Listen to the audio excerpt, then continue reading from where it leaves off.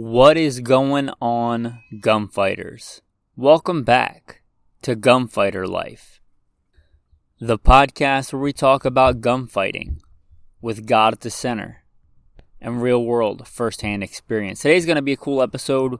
We did a whole shotgun nerd out series. I'm not sure that I'm done with that series, but I thought I was neglecting the 22.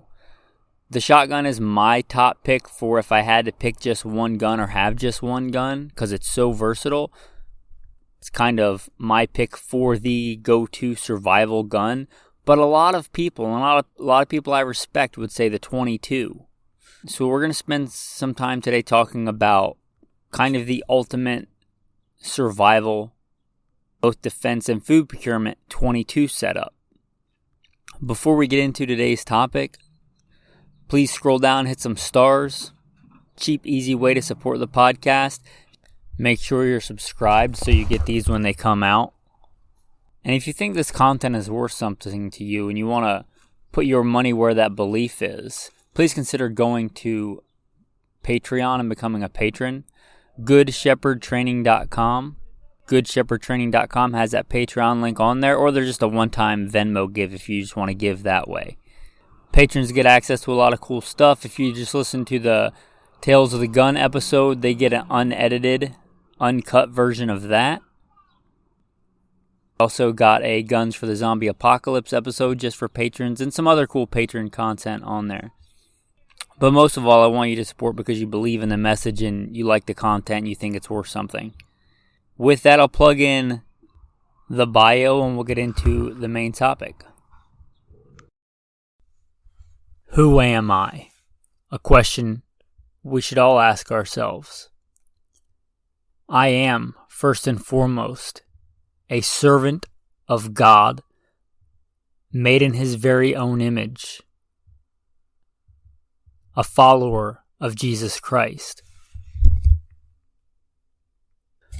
a simple man called by God to the Great Commission to share the good news of Jesus Christ. Next, a little bit about my background and what God has allowed me to do and blessed me to do in life.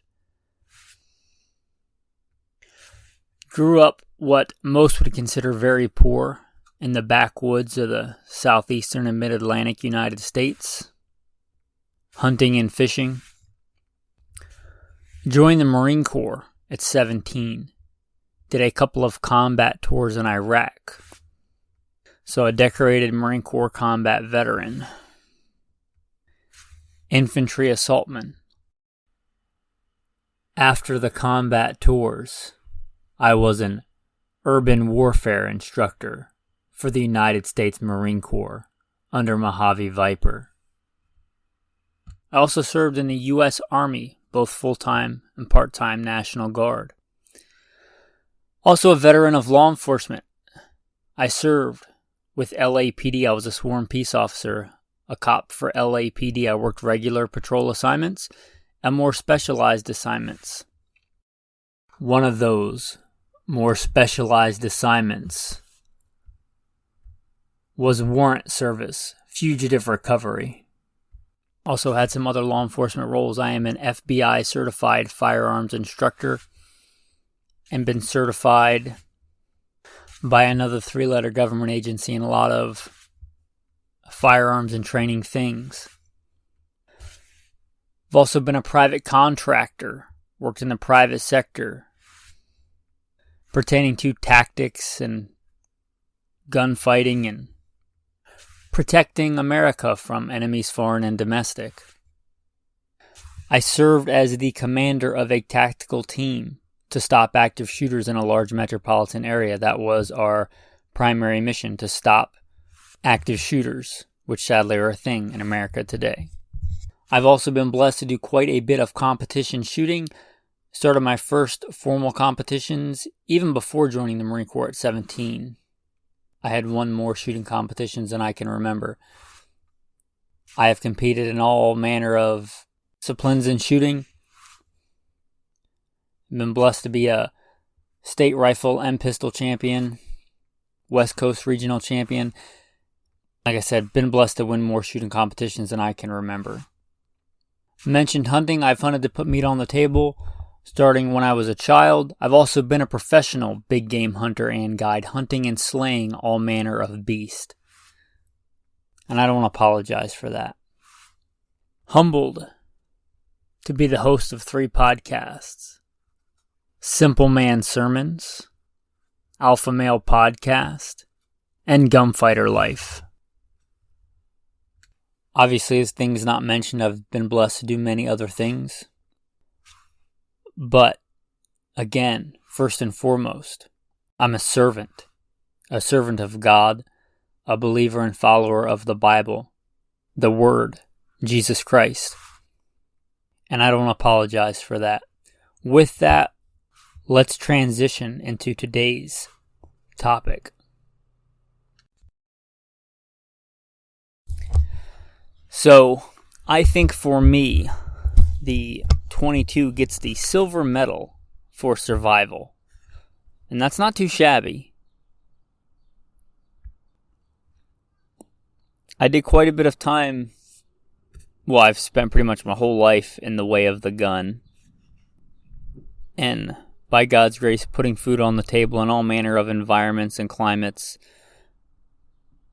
with firearms. But I recently focused, and by recently I mean several months ago, on going out, because I wanted to teach my dog, my Rhodesian Ridgeback, wanted to teach him how to hunt. Update, he treed his first bears not too long ago, which was awesome. But when he was a smaller puppy, we went out just to kill small game, just to get him introduced to hunting. And since I was doing it, not mainly to kill stuff, mainly to go out for the experience and to teach him, and whatever we kind of saw that he could eat, because I wanted him to like hunting, so I would shoot something and give it to him to eat. We would do that. So I alternated between shotgun and 22. I would alternate, I would take out single shot shotgun, single shot 22, or a shotgun with a reasonable rate of fire and a 22 with a reasonable rate of fire. That to say, I have a bit of experience with both. And for like an end of the world as we know it, The Walking Dead and The Road have combined in some crazy scenario, and you got to grab one gun. The 22 is going to get the silver medal for me. And again, that's not too shabby. A big reason for the 22 being a lot of people's, and a lot of people I respect, it will be their first choice, is that the ammo is light and handy. And I totally agree with that. I cannot argue that. The ammo is very light and very handy. If you are a patron, or you want to become a patron, you can get the Zombie Apocalypse episode. We talk a lot about that. But, with the 22 long rifle, I can literally, without even having a full loadout, bug-out bag, I could literally just put on a pair of cargo pants and a belt and carry 1,000 rounds of ammo. I don't care what kind of rig I have. Even with mini shells and a shotgun, I'm not carrying 1,000 rounds of ammo and being any kind of mobile.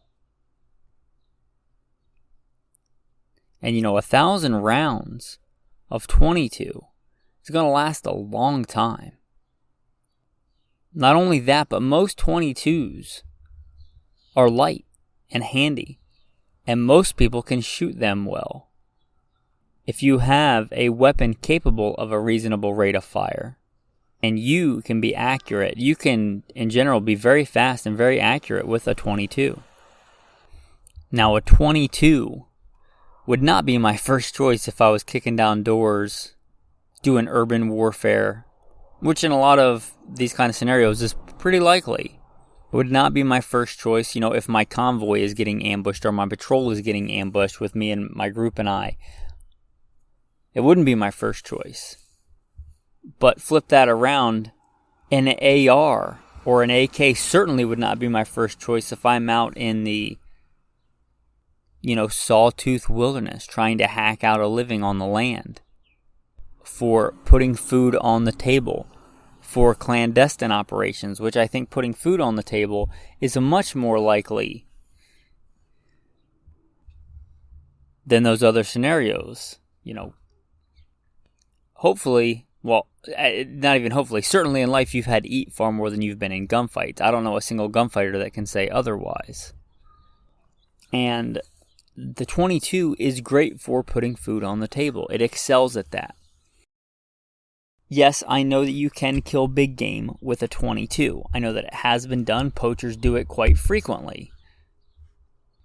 I would not call it fail-safe. I would not call it extremely reliable, but you certainly can take down a deer or similar with a 22. It can be done. The most important part of hunting is skill. And if you have the skill to spot and stalk and get within reasonable ranges, you can take that kind of game. If you have the fundamentals of marksmanship mastered and you can put that bullet where it needs to go, it is not the best, but a viable option for all manner of game, whether that's a quail or a deer. Again, it would not be my first choice, but it would be a choice and a viable choice. Also, for a tactical scenario, a force-on-force engagement where you have to change somebody's behavior, 22s work for that. 22s kill a lot of people. 22s are a nasty little round, far nastier than their size would indicate. And there's a lot of reasons for that. They're generally made of soft lead, so they generally will deform and bounce around. They are not pushed at crazy high velocities, which means they don't split apart and fragment, which means they tend to penetrate very well for the amount of power that they have. There's a lot of factors, those being a few, that go into that. Now, let's get into what I think is the ultimate survival setup. And I say that because I obviously have thought about this and done this kind of thing before. I have gone into the wilderness to put food on the table. It's not just a thought experiment for me. I have done these kind of things. I have been a professional hunter by God's grace and His provision. I've been blessed to be able to do all these things because I couldn't do anything without God. But I have such a 22.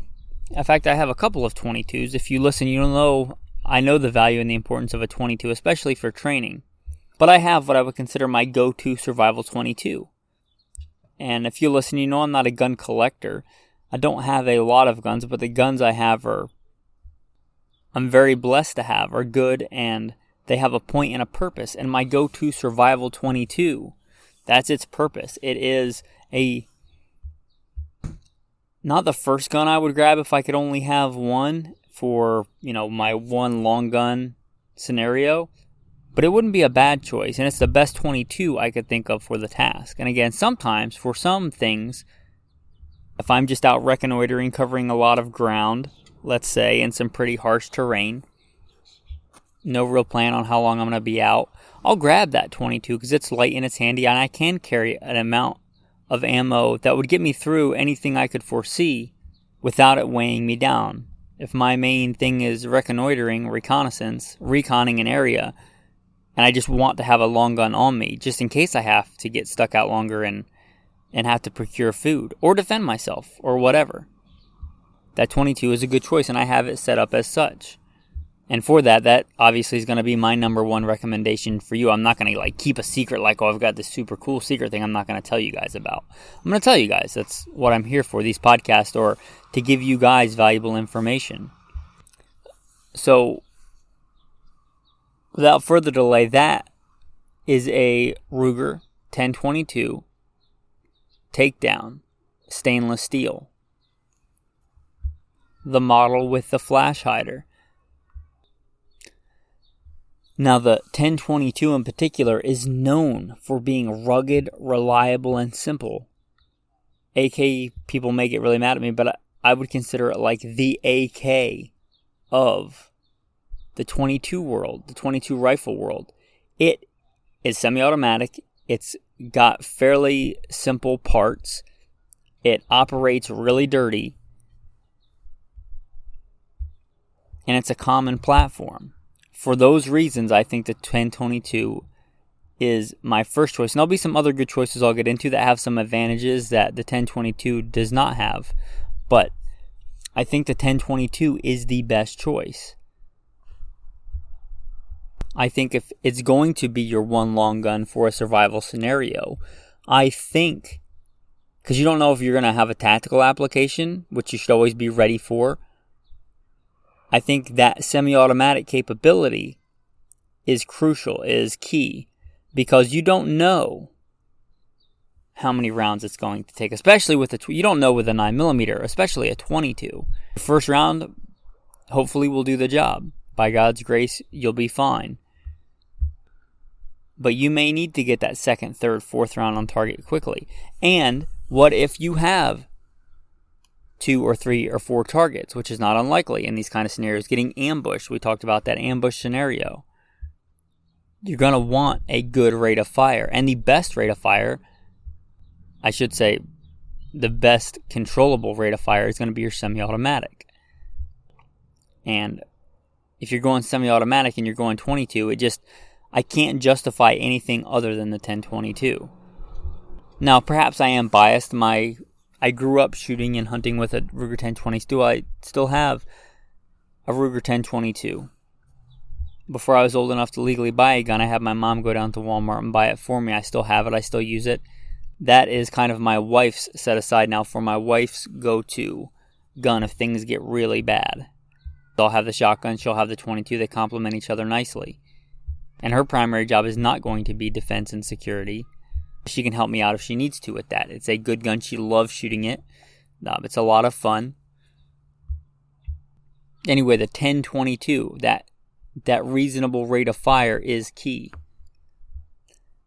Because they are so common, there are a ton of aftermarket accessories for it. Not that I think you should bolt a bunch of crap and try and make it look like some laser tag gun.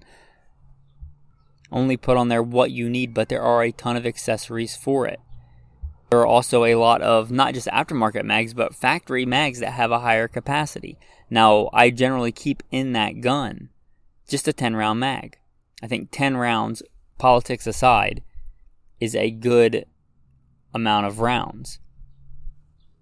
Especially if it's, like I said, not primarily for defense. It's a reconnaissance gun. Those flush fit 10-round mags make it easy to grab, easy to carry, easy to be at the ready. They don't make it unwieldy. And if I think I'm in a situation where I might want more, I can throw in that 25-round mag, 20-round mag, whatever I have. But those 10-round rotary factory 22 mags are known for being reliable. I like those. I like that they're flush fit. I like that they don't take up a lot of space. They are fantastic. Now we'll start at the front.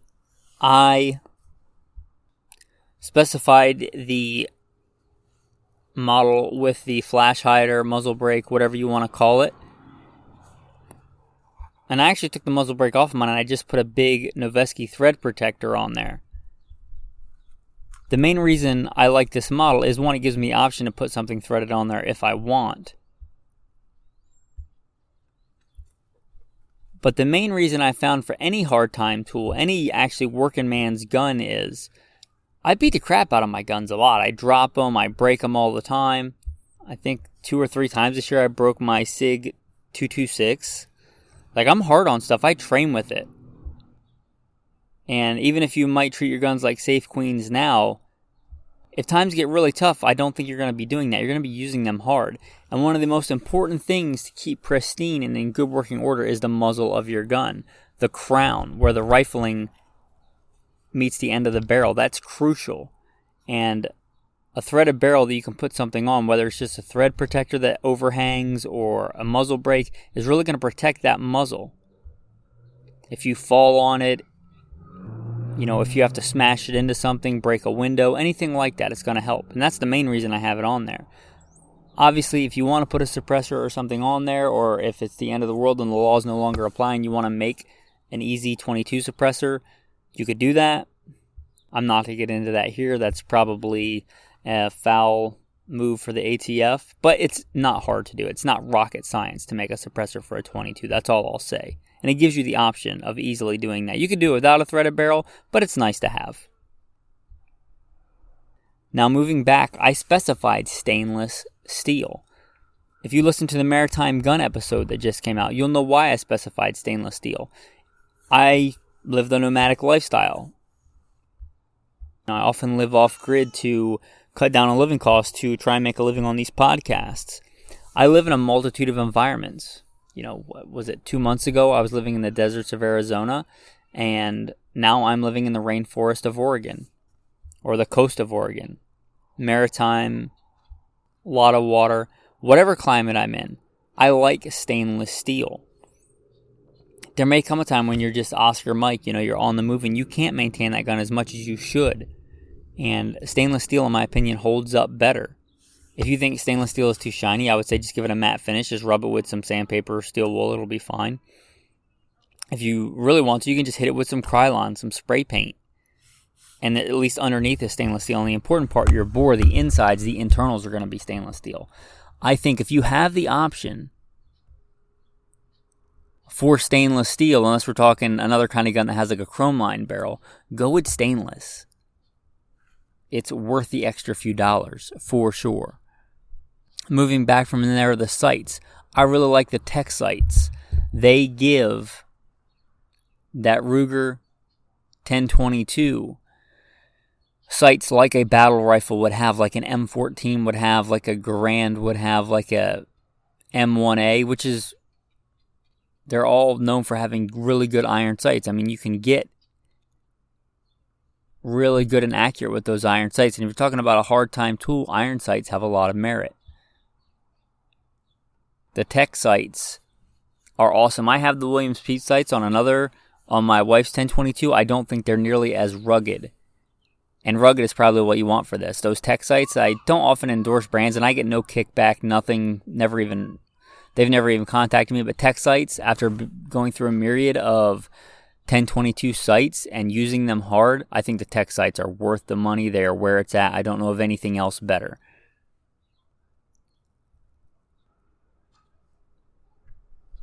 And I don't know everything, and those sights have been on there a long time. I'm happy with them, so I haven't been looking at what new products are on the market. There may be something better, but if I'm going to give you a recommendation, that would be it. Now, if you want to just keep the standard iron sights on there and mount an optic, I would say cool. Mount an optic that doesn't take a battery. But there's a lot of merit for having a good magnified optic, especially if you primarily plan on using it for small game procurement. A fixed 4-power scope, or a variable is more complicated, but they're more common, so if you want to get one, that's fine. Make sure your mounts are rock solid. But there's nothing wrong with having an optic on there. Just know that if it's all magnified, like if it's not a LPVO on there, then you're going to lose speed. And again, if you do need it for a tactical scenario, I don't want to give up speed. But you make your own well-educated choice on that. As far as a sighting system, I would say whether or not you put an optic on there, have good iron sights just in case, and have a way to remove those optics. So if you're going to use an optics mount, maybe just one that takes a standard flat head screw so you can easily remove it. You'll probably have some kind of tool or be able to fashion some kind of tool to take it off if it breaks, and just use the irons. The sights that come on the Ruger 1022 are not horrible, but again, they're kind of like, they're very akin to the AK-47, their sighting system. So they're effective. They work. So talking about being here in Oregon in the wet environment, literally, before this started, my wife brought me out a cup of coffee. I took a sip of it. It was hot. I set it down, and the time we've been recording, I looked down, and there is like a legit spider web that a spider has spun on top of my coffee cup. So that's just pretty cool. I figured I'd share that. Where was I? Talking about the takedown model. Now, I don't think this is crucial, and if you're trying to save money, it's probably not crucial, because if you're in a survival scenario, you want that gun to be handy. If you get the opportunity to shoot a grouse that you jump up, you're not going to be able to go into your pack and assemble your 1022. If you're walking in an unknown area and you're patrolling and you get ambushed, you're not going to be like, oh, let me go run over here and take out my pack and assemble my Ruger 1022. So I don't think it's crucial. I think if you're in this kind of scenario, your gun is going to be put together most of the time. That said, I think the takedown has a lot of merit. What about how you're going to store it until said scenario? Or let's say you're like me and you just like to go out in the wilderness and you just want it in your pack. Inconspicuous, clandestine. You just want it in your pack. You don't want anybody to know. Nobody would give a second thought, because it's not a big backpack, that you have a fully capable long gun in there. Or let's say that you're not planning on having any kind of encounter. Let's say your primary mission is as a runner, or you're trying to get information from one camp to another camp, and you're just trying to cover a lot of ground. But something may happen, a snowstorm may hit or something like that, and you may need a long gun. You've got your handgun on your side, and you're literally running. You're literally jogging, covering a lot of ground. You fold that up and put it in your pack so it's not bouncing all around.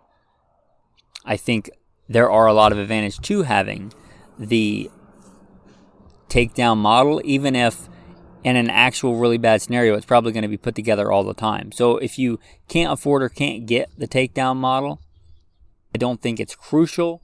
It just gives you a lot more convenience for how you can store it. We always talk about this one gun scenario, but let's say you're literally leaving, you're not going that far, and you can only carry what you're going to be able to carry on you. Then you could conceivably have 2 long guns. You could have your, gold-plated AK, which is your go-to fighting rifle. You're planning on starting your own little, outlaw biker gang or whatever. And you want your backup food procurement tool to be that Ruger 1022 takedown.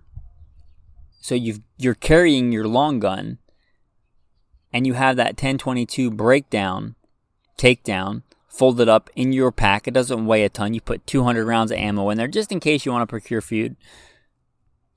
Or it's your last ditch if you get through all your AK ammo because you can only carry so much. So you have 2 long guns now because it's a takedown. And it can be folded up and put in a pack and not take up a lot of space, not take up a lot of room. Again, I don't think it's necessary, but I think it gives you a lot more options. And options are good. I haven't found in my experience with a practical 1022, like a standard model, I have not found them to be any less accurate. I was kind of concerned about that when I first got it, and I got it when they very first came out. So I've had this thing a long time. And if you looked at it, you would see that she's been ridden hard and put away wet. Probably not literally put away wet, but just she's been used hard, my 1022, and run hard. And between my regular version, which was my first 1022, I only own 2, which is now one of my wife's go-to guns, and this takedown, I didn't really see any big difference in accuracy. I don't know that I could tell the difference. In fact, if I had to choose, I would probably say that the 1022 takedown is more accurate, and that's probably just more to do with that particular one. Like, guns are individual. Some are more accurate than others. But I would not be worried about the accuracy of the takedown if that's what concerns you. Now, if you're talking about, like, long-range 22 competitions, you probably don't want a takedown. You probably just want the standard. You don't even want the standard. You want, like, the Volquartsen model or something. But that to be said, don't worry about the accuracy. The way that the gun operates, it being a blowback operation and things like that, and the chamber and everything being on the barrel, I never had any concerns with accuracy after I tested it and realized, yeah, it's plenty accurate, the Ruger 1022 takedown. Now we'll talk about the stock. I did camo the stock. In fact, I kind of did not a great job camoing it, but it works. It's camo. That's the point of camo. It's not to be Gucci. I wanted to camo my Scar because I was actually using it for missions. My Scar Heavy. And so I bought some of like the different camo stencils, and I had never used those. So I practiced on the Ruger 1022. And you know what? It's plenty camouflaged enough. I would recommend even if it's just a can of spray paint and a few lines, if you're talking that black synthetic stock, which I would get over wood if it's for, again, a hard times tool. Black stands out a lot in a lot of environments. Just hit it with a couple of stripes of tan or green or both. It's not hard to camo a gun. And if you're going to get practice camoing a gun, a 1022 is not a bad place to start. If you don't like it, then strip it off and do it again. You really mess it up. 1022 stocks are not expensive. You could probably get on eBay and find a bunch of them for a short stack of money. But I would recommend camoing the stock. If you do get the synthetic one, at least my synthetic one, that's on my takedown, it's not meant to have storage in the buttstock, but I literally cut it and shaped it so that you can open up the back of the buttstock and put stuff in there. Obviously some spare ammunition, just a thin piece of coated wire that you have twisted so that it can be used as an impromptu bore snake, or you could actually put a legit bore snake in there if you wanted to clean it. a little bit of oil. It would probably run without lube, but it is semi-automatic. So one of those little single serving packets of, I guess not servings, you're not going to eat it, but the little individual blister packs of oil or two back there. Perhaps a razor blade or two. I'm not talking for shaving. I'm talking about like a utility blade, or even better if you have, like when I was a professional hunter, I have the Havalon knives or the Outdoor Edges that have the exchangeable legit knife blades. They're super light. They're super good for skinning. That's what they're made for. So put one or two of those in the back. So if you do get an animal, you have a way to clean it. You don't have to use your giant Rambo knife on a dove. And whatever you want to put back there, maybe you want to put a little baby compass back there or something. But you can modify that stock. Maybe I'll take some pictures or something like that for the patrons and show them how I did that. Because again, they're not designed to be that way. But you can fit a lot back there. I believe you could even fit an entire, like one of the standard 50-round packs of ammo back there in the stock. And you got an extra 50 rounds in case things get really bad. Anyway, you can make those stocks hold stuff. They probably make stocks that hold stuff, or if you don't want to go that route, you could just get a side saddle that holds stuff and put it on there. I've always kept the bag that it came in. It's not the greatest bag. And again, this is not my go-to, end of the world as we know it gun. That would be a shotgun. So this one stays in the Hummer as a backup or for a mission-dependent thing. Like let's say I'm in a new area, which is not uncommon for me, and I want to do some reconnaissance and check some areas out. But I also want to have a long gun and I want to cover a lot of ground. It's a good tool for that, and I have used it for that. Anyway, that is my number one pick for survival, and that covers defense and food procurement 22. Gunfighters. So I split this episode into two parts because it was getting really long. I got to the end and realized how long it was. I guess there's a lot to say about survival 22s. So this part one was my pick for in my situation, in my opinion, the best survival 22. Part two is going to get into some alternative options and why they may be better in a lot of situations. And also the 22 handgun for survival and my top pick for that, and some other picks. Again, pick this up in part two. I'm going to try, by God's grace, to get these out on the same day. But again, I'm splitting them up. Big reason is so they're not going over an hour in just the one episode. The patrons will get a fully unedited and uncommercialized version of this episode, just one of the many reasons to become a patron. So I hope to get that out pretty soon. Please consider just checking out goodshepherdtraining.com. There's a Patreon link on there. Check out Patreon. There's some things on there that are for everybody, not just patrons. You can just check stuff out. Extra content that's not really good in audio format, pictures and things like that. So if you want to check that out, again, goodshepherdtraining.com. Don't forget about our other podcasts, the Alpha Male Podcast, and if you care about the important stuff, Simple Man Sermons, the preachings of a simple man called by God to share the good news of Jesus Christ. I'll put the tactical tip in part two, but I'm going to give you a tactical verse on just part one. Proclaim the word. Be ready when it is convenient and inconvenient. Comfort, rebuke, encourage with complete patience and instruction. For the time will come when they will not put up with sound instruction, but they will pile up for themselves teachers in keeping with their own desires, to have their ears tickled. And they will turn away from hearing the truth and wander off to myths. You, however, keep a clear mind in all things, withstand hardship, do the work of proclaiming the good news, and fulfill your service. Just because in today's culture there's a group of people that can find another wrong group of people to agree with them and tell them what they're doing is right and okay, that doesn't make it right and okay. The truth does not change. You shall know the truth, and the truth shall set you free. The truth doesn't change. What's right and wrong doesn't change based on culture or popularity. What's right is right, and what's wrong is wrong. The truth is the truth. Just because some portion of society agrees with something doesn't make it right or okay or moral or just. Remember that.